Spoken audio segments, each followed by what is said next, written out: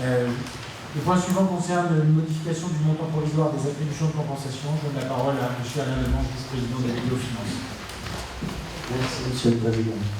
Là, il s'agit pour déterminer notre budget. Il faut savoir à peu près combien on va donner d'attributions de compensation. Donc, on fait, en début d'année, on donne des attributions provisoires. Donc, il y a les prévisions de transfert de charges de Saint-Dié-des-Vosges qu'il y a eu à l'époque. Nous avons mis 700 000 en art vivant. Nous avons enlevé 100 000 du transfert de zone parce qu'on va remettre en question ce transfert de charges. 120 000 du scolaire de Saint-Dié, 950 000 de mutualisation. Ça a été donc voté en transfert pour 1 670 000. C'était voté au Conseil du 26 mars.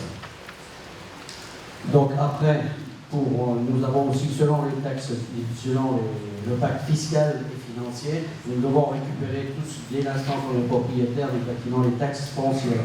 Mais juste la partie taxe foncière que la communauté donne, c'est juste la partie, c'est à 80%, c'est la partie donc communale. Tout ce qui est départemental, la communauté de reste toujours.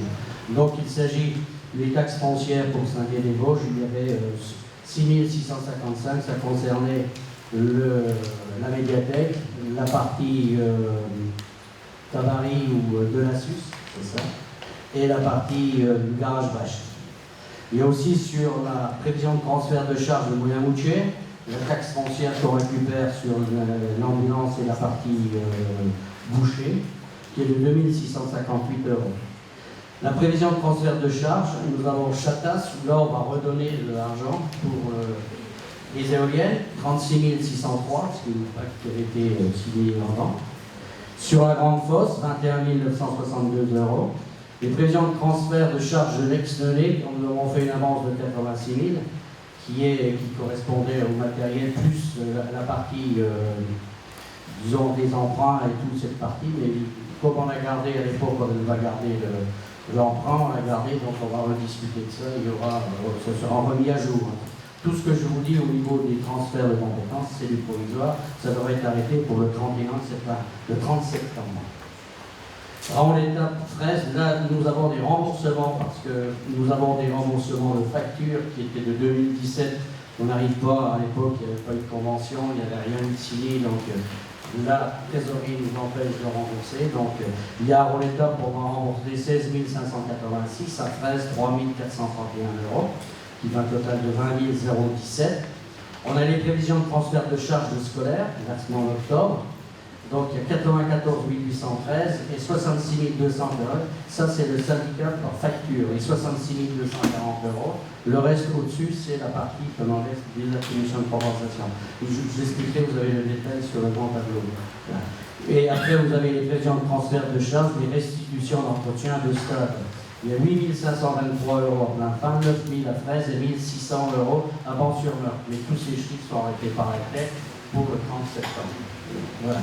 Ce qui nous fait des attributions de compensation, qui environ cette année, donc c'est pas de 12 035, 109 €. Et c'est toujours provisoire, puisque ce sera arrêté définitivement au mois de septembre.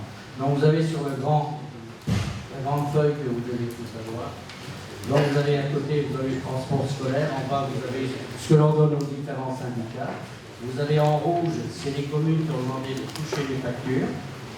Ce qui est en gris, c'est directement traité par le Grand Est.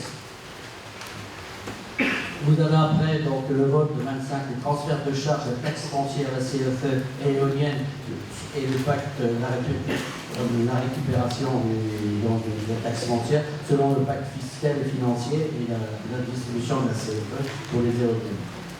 Vous avez les chiffres. Vous avez le vote de 25, donc transfert de charges provisoire, restitution de compétences, remboursement de facture.